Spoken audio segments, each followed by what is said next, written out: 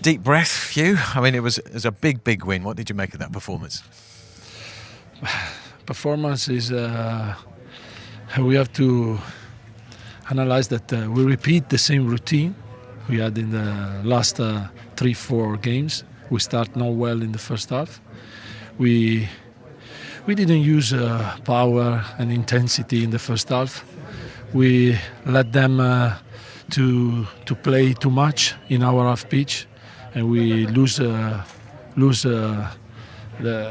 pitch, and they have the control of the game.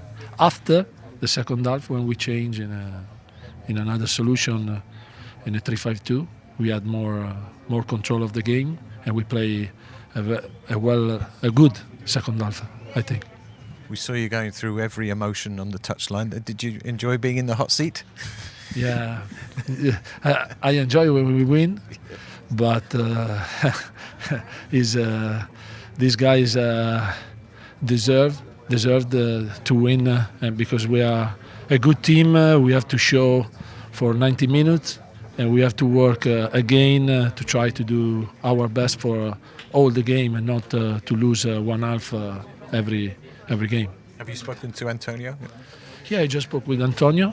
Antonio is tired because leave the game into the crowd.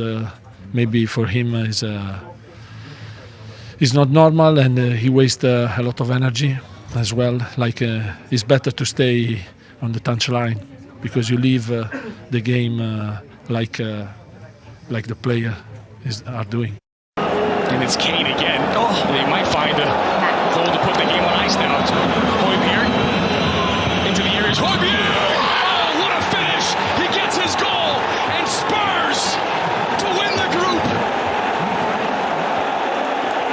Astonishing scenes here from the Danish international, who sweeps in like Tarzan on the vein to catapult this one home. Olympic Marseille stretched out like spandex on Miami Beach here. No response. Doesn't need to look where the goalposts are. He knows they ain't moving. And it's a wonderful thunderbolt of a hit to put this one out of touch. With a moment of flash of pure inspiration for Pierre-Emile Hojbjerg. What a guy. Spandex on Miami Beach. I know where I'm going in the summer. Not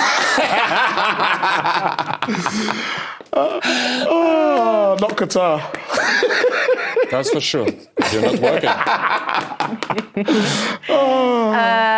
Well, by the way, thank you very much. If you were watching the Golasso show with Nico Cantor and Freddie Lundberg, fantastic to have you with us. Thanks for joining along. We're going to take you out to Marseille, where Guillaume Balaguer got to witness an incredibly topsy-turvy game pitch side.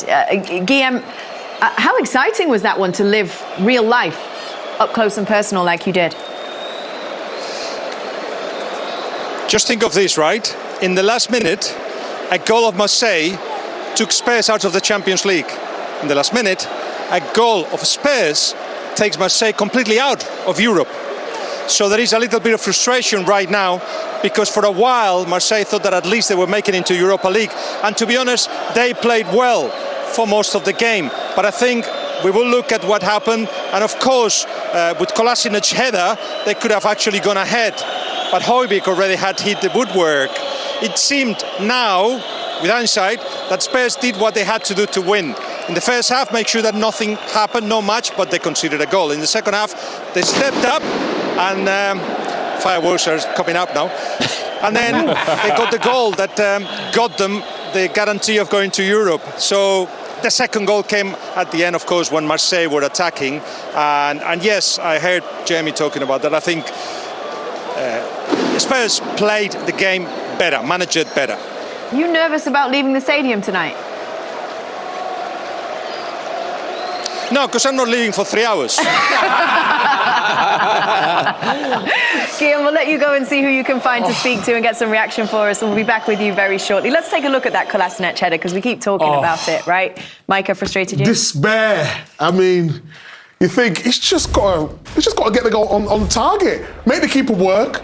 It's a wonderful ball in. You just see him coming into the picture late here, and then all he has to do is hit the target. He's trying to direct it to the near post when really go across the keeper. And even if he doesn't score, the keeper's got to make a save. Someone can get a rebound.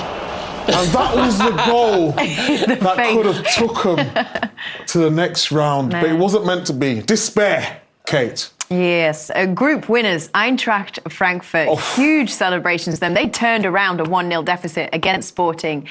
Yes, it was impressive. But again, they won the Europa League last year and they got Colomwani coming this year. Kamada ran the show, as you said. It's just, look, we said Marseille and Sporting will go through. This is how tough it was in that group. We didn't even know where it was going to go. But the result was just crazy. You know, Sporting went to win there. They actually beat. You know, it changed so many times over the night. The header of Kolasinac. But at the end of the day, this is the end, and they are going through with Tottenham and Colomwani score some important goals in that group. And what that means now is that we know 14 of the 16 teams who are qualified for the last 16 of the Champions League. So that means just 2 spots still yet to be decided in tomorrow's final day of play. Match day 6, Wednesday, the day that will complete this round of 16. 4 teams playing for the 2 spots. They are Shakhtar or Leipzig will get one, and Milan or Salzburg will get the other through to the knockout rounds of the Champions League. Well, jubilation for Frankfurt tonight. Relief in the white half of North London as Spurs get the result that they need to advance. Do not go anywhere. We're going to have all the fireworks and the fanfare from this dramatic decision day. Plus, we're going to look ahead to all of tomorrow's permutations as well. Stay with us. We'll be back after this. Powerful. It's more of a glancer, I would call that one. Just into the corner. Look at him. Get off me. There. Beautiful. Carp play. Just like a carp, Kate. You know what I mean? Just there. There was a bunch of chances, weren't there, for both sides, actually. Let's take a look at some of those, Thierry. Yeah, the one of Hojbjerg, and we were talking about it before, and we were talking about Kolasinac, but we have to be honest, Tottenham had a good one already to kill the game off. Good pass from Moura, and then Hojbjerg obviously could have put it in, and the crossbar saved the goalkeeper. But what a layoff for Moura, and boom. Oof. Did you think it was going to be all over for Spurs? Did you think it was going to be their night, Thierry? In all fairness, they played better in the second half. It was always going to be something for Marseille at the very end, because always the case. But this is my man, Chancellor Bamba. This is why they love him in Marseille. He gives absolutely everything on everything. He is goal-saving challenge. He is a good player for them. Yeah, it was outstanding tonight. It was. Chances kept coming as well. Great Perisic block here. Take a look at this one. This was my Alexis Sanchez, and you think it was written in the stars for him. An ex-Arsenal man to get the goal, and he shouldn't really be there. He does brilliant to go on the line, and that just stops. Basically, he actually celebrates. He knows how important that block is. That's going in the far corner, and that is Tottenham not making the knockout stage of Marseille through. And this is what we're talking about, and this is why this competition is the best. We normally see that type of situation in the knockout stage. It goes to the final day in the group stage, and it felt like you were watching, you know, a game from the last 16 or a quarter-final. The Kolasinac. Oh, wow. Kolasinac. I just stretched the word out. Kolasinac miss. Let's take a look at that one again, because, I mean, this is just huge. Well, we talked about headers, and I've mentioned a salmon, I've mentioned a carp, and this wasn't either of them. What was it? He absolutely mishits it. It was more like a goldfish, this one. Not enough purchase on it. I don't know what he's doing there. He's got to go across the keeper or just get it on target to make the keeper make a save. And the manager, absolutely. The ball of Van der was on the money. Yeah, great ball. Let's take a look at the winner then. 2-1, the final score. Hojbjerg with the winning goal here. Here you go. At that moment, I was like, okay, I thought if he pushed the ball with Mbamba, it would have been Mbamba's ball. But clever enough, he took it away just a tiny bit to be able to strike it. And what a strike. Well done, Hojbjerg. Tottenham are going through, but I have to give a lot of credit to Harry Kane. The amount of time he allowed this team to come, the amount of free kick he won, the amount of time he keeps the ball well, he plays through. Son went off, Kulusevski is not there, you know, Richarlison, and what a goal from Hojbjerg.